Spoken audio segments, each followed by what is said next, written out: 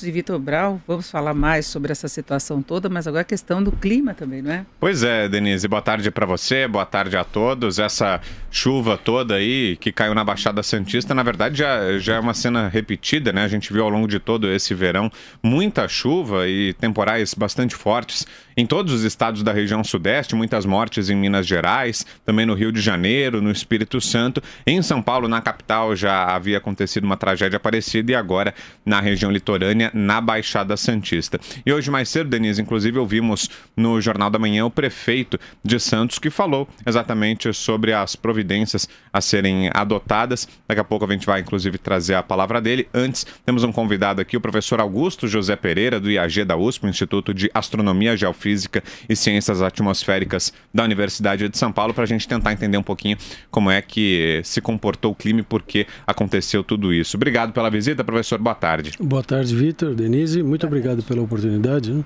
Existe algum fator climático, professora, que a gente possa atribuir isso? Foi uma chuva realmente fora do normal e tem uma explicação para isso? Bom, esses eventos são eventos do tempo. Há uma distinção do clima e do tempo. O clima é uma coisa mais de longo prazo, digamos 3 meses, 6 a um ano ou mais, né?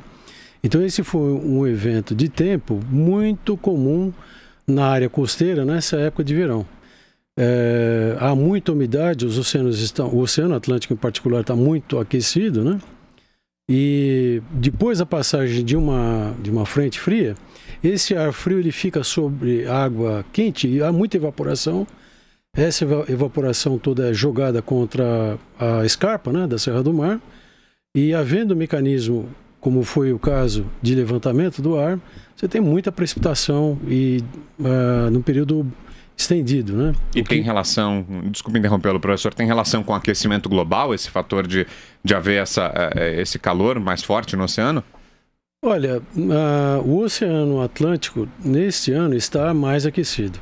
A costa aqui de São Paulo, a parte mais próxima da costa, está aquecida, mas na média, na nossa latitude, está mais frio, né? Então, quando você olha globalmente os oceanos, a temperatura da superfície dos oceanos, em geral, no nosso hemisfério estão mais frios com essa anomalia quente no Atlântico Equatorial Sul.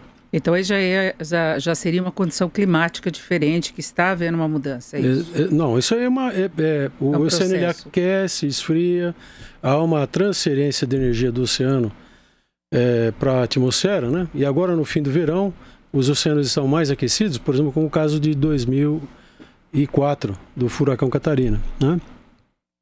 A corrente do Brasil trouxe águas muito aquecidas e houve uma interação com um sistema meteorológico e produziu um furacão, por razão dessas águas aquecidas nessa época do ano. Agora, eu tenho visto algumas matérias aí, alguns analistas falando de que a tendência na região São Paulo, em particular, seria de tempos mais longos de seca e de mais chuvas.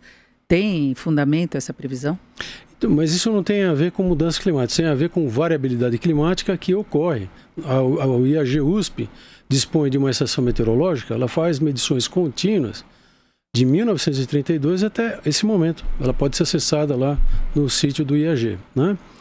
E esses dados indicam que aqui em particular, na região metropolitana, houve um aumento gradativo da temperatura da superfície, mas esses eventos mais, nós chamamos de extremos, né? Aliás, essa é uma outra dificuldade. O que se diz extremo não é extremo, são eventos muito acima da média, mas não são extremos. Mas esses eventos extremos aqui em São Paulo, eles não mudaram muito. Mudou mais a temperatura, com o aumento gradual dessa temperatura ao longo das décadas, do que os extremos de precipitação que ocorrem em períodos assim de recorrência de 2 a 20, 30, 100 anos, 200, 500 anos.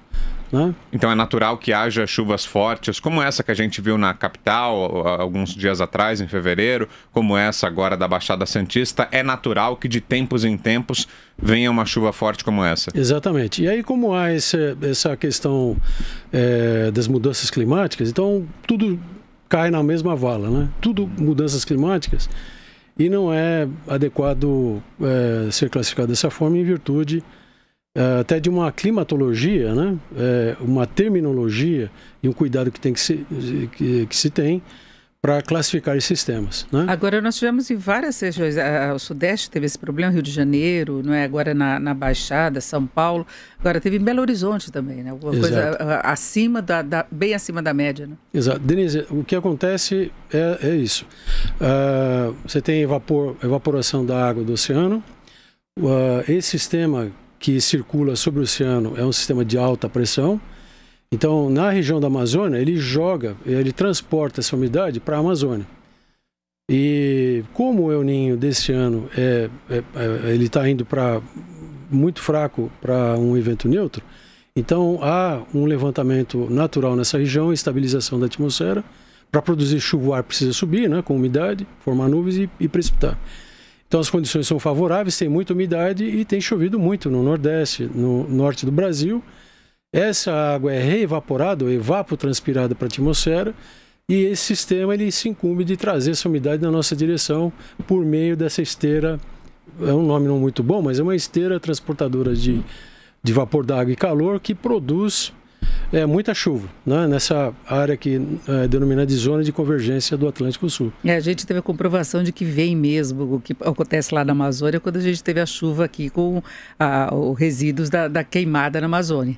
Que todo mundo assustou aqui em São Paulo. A fumaça veio para cá, né? A fumaça veio para cá, na forma de chuva. Exatamente.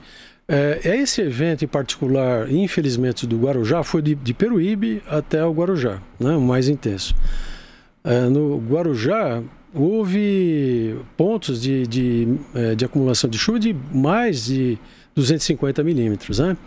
E essa umidade não tem a ver com a umidade da Amazônia. Ela veio exclusivamente, ou quase toda ela, aqui do oceano mais próximo, né? Esse ar foi empurrado em direção à encosta, havia uma condição favorável de levantamento, né? Um jato, um sistema de baixa pressão, e essa combinação dos dois produziu então várias horas de chuva ao longo dessa escarpa, e isso infelizmente é recorrente. A gente tem dados... Continuar?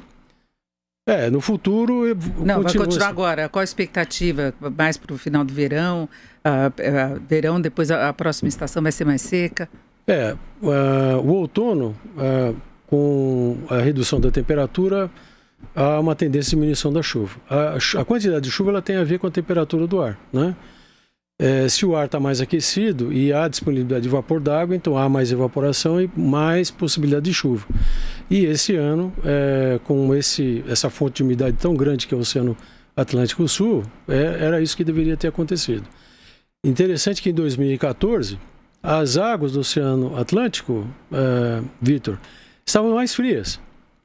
E em grande parte foi essa a razão da seca aqui na Amazônia, no Nordeste, no Sudeste e até Sul do Brasil, né?